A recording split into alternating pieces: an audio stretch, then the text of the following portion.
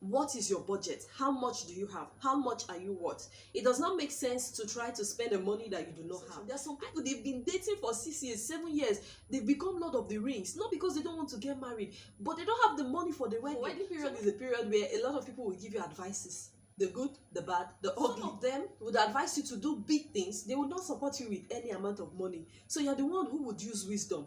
There are times when you may actually have the money, but wisdom might demand that you would not spend everything on the wedding.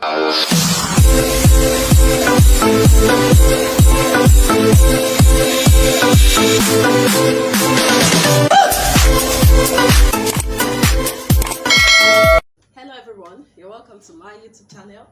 My name is Sarah Oriowo. I talk on faith, relationship, and personal development. If you're just joining me, it feels good to have you here. You're welcome. I'm sure you would enjoy your stay. And if you've been here before, thank you for coming back again. It means a lot to me that you would return. So today we're going to begin with the wedding series gist, and I'm just going to be taking you through a series of topics that I'm sure you would enjoy. And today we'll start with the first topic, and I'll be addressing you on how to have a beautiful wedding on a low budget. How to have a beautiful wedding on a low budget. Everybody wants to have an amazing wedding. Everybody wants to have a memorable wedding.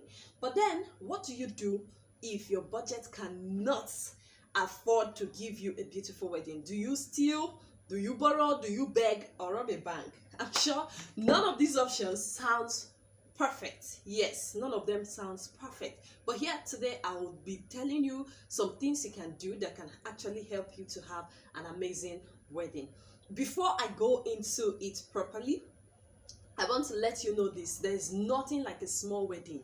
There is nothing like a small wedding. As far as you're inviting at least one person to come, as far as you feed the person, as far as you're taking pictures, you're doing all of those things, it is no longer a small wedding. A wedding is a wedding. The only thing is that you might not spend as much as other people are spending, but then you can still have a beautiful wedding no matter the hall you actually have the wedding in. You may decide to have your wedding in a very big hall. You might also decide to have your wedding in just a small room, but it can still be beautiful. So the first thing that I will let you know concerning having a beautiful wedding on a budget, yes, because people can spend millions of money, of amounts of naira, of dollars on a wedding, and somebody can also just spend a few thousands, and both of them can still have beautiful weddings and feel fulfilled at the end of the day. So the first thing I'll share with you is that you should be true to yourself. Be true to yourself. You know, I always say this, that you can lie to everybody on earth, you can deceive everybody on earth, but you can't deceive yourself. I can look at somebody and tell the person, I have 5 billion in my account. The person might believe me, but for me saying it, I know that I'm lying. So there's no way I can convince myself that I have an amount in my account that I do not have, because I know the truth about myself. So be true to yourself. Do you actually have a lot of money to spend? What is your budget? How much do you have? How much are you worth? It does not make sense to try to spend the money that you do not have. I actually pity people who go about begging and borrowing money to fund their weddings. If you don't have the money, then why are you planning to do something that your money cannot afford? So be true to yourself. Tell yourself the truth. How much do I have to spare? How much can I give out for this wedding? How much am I worth? Now, let me let you know something. There are times when you may actually have the money, but wisdom might demand that you would not spend everything on the wedding. Note that the wedding is just for a day, but your marriage lasts for a lifetime. Yes, hopefully your marriage should last for a lifetime till you die. So instead of spending all of the amounts you have on your wedding, you may decide to invest some amount on your marriage. So be true to yourself. If you don't have the money, why spend the money you do not have? And sometimes even when you have the money, wisdom might demand that you do not spend everything. So even if everybody is deceiving you, oh, do this, buy this, tell yourself the truth. I hope we are together. The second thing I'll share with you is that you should let go of unnecessary things. Let go of unnecessary things. There are certain things that you might not actually need on the wedding day, and there are certain things you might need on the wedding day. They will make the wedding colorful, flashy, and all of that, but after that day you might not need them. So you might actually want to consider letting them go. Mind you, happiness is a state of mind. Your being happy is not in how much you spend.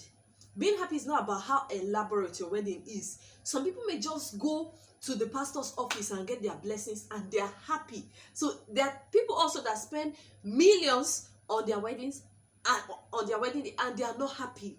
So let go of unnecessary things. Wedding period is a period where a lot of people will give you advices, the good, the bad, the ugly.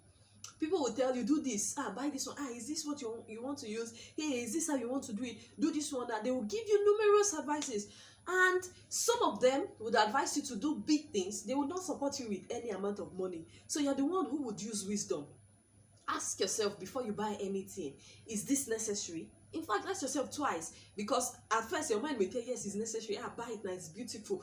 But is it really necessary? Remember you are trying to spend on a budget. Now, I understand that there are some people who have the money, fine. I'm not saying that having a beautiful big wedding is not good. It is. In fact, I've been to weddings that when I enter the hall, I'm like, wow, lovely, I love this. They have the money, they can afford to spend it. But for you that is trying to spend on a budget, you should use wisdom. Cut off those things that are not necessary. Oh, after the wedding day, do I still need this? That I applied that rule during my own wedding. I looked at certain things. After the wedding, it will waste. So why should I actually go for it? So make sure you let go of unnecessary things you can do without. As a matter of fact, you can even do without a lot of things. As far as you have the pastor that will join you, your husband is there, and the family giving their consent. Every other thing is just ceremony. So for every other thing that you can cut down on, let them go. The next thing that I will share with you is that you can actually make use of friends and family. Make use of friends and family. Avoid this syndrome of see finish. There are some of you have friends that can do beautiful things, but because they are your friends, you do not see them as if they can do those things. You prefer to spend your money on outsiders that will charge you 10 times what your friend will still charge you. That friend may actually give you something better, but because, hey, I want the big name. There are certain people that have the big name, but what they are doing is normal.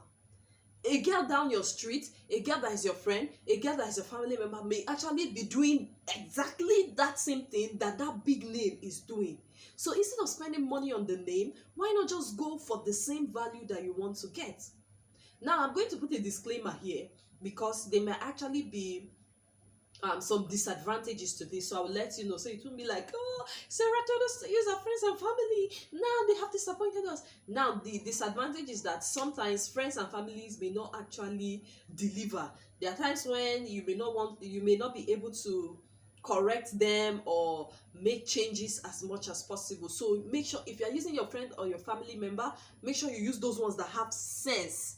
Yes, make sure, not the one that on that day they are scattered, they are disorganized, they won't come on time and all of that. No, use those people that actually know what they are doing, and they should have a little bit of professionalism. Those people that are actually in the business, not just one roadside friend or somebody you met on the street. They are actually in the business, but they are your friends. They can do it for you at a discounted rate. So make use of them. They will actually help you a lot. For my wedding, for instance, the MC was a friend. He volunteered to do it for me. I was not the one that even reached out at first. As a friend, he volunteered, and I was like, yes, so what am I looking for? What am I paying money for? Again, this person is good, he can do it well, and I'll be happy, everybody will be happy. So why go for one big MC? I'm not saying it's wrong, but you have a friend that can actually do it for you, so why not use the person? And it's a way of actually even still promoting your friend. It's a way of letting them showcase what they have and what they can deliver. My cake also was baked by a friend. Very lovely cake. I'll try to look for the picture and probably attach it to this video. Very lovely cake, and it was beautiful, tasty. In fact, when I said it, I was like, wow, lovely. It was done by a friend. So why spend millions of money when you have people that can actually do it? And those people you are spending the money on, they will not deliver more than what those friends and family members of yours can do. I hope you're getting the gist. So let's move into the next point. The next point is that, I know some people may not agree with me on this one. The next point is that you should scrap out the reception. Yes, scrap out the reception. Do you know that the reception actually costs so much? Yes, a reception costs so much.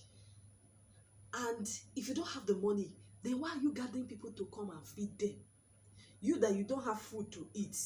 After the wedding, you don't even know what you people will eat. No food. You now finish wedding and go and be, ma, please give us 2 models of gari and 1 model of beans. Let's just manage. It does not make sense. So you can scrap out reception. I know this point that I'm stating may actually be very, very difficult. In fact, it is very, very difficult in an African setting. But if you know what you want, if you're standing on what you want, if the bride and the groom are agreeing, it might actually be possible. So if you don't have the money, let go of the reception. There are some people, they've been dating for 6 years, 7 years.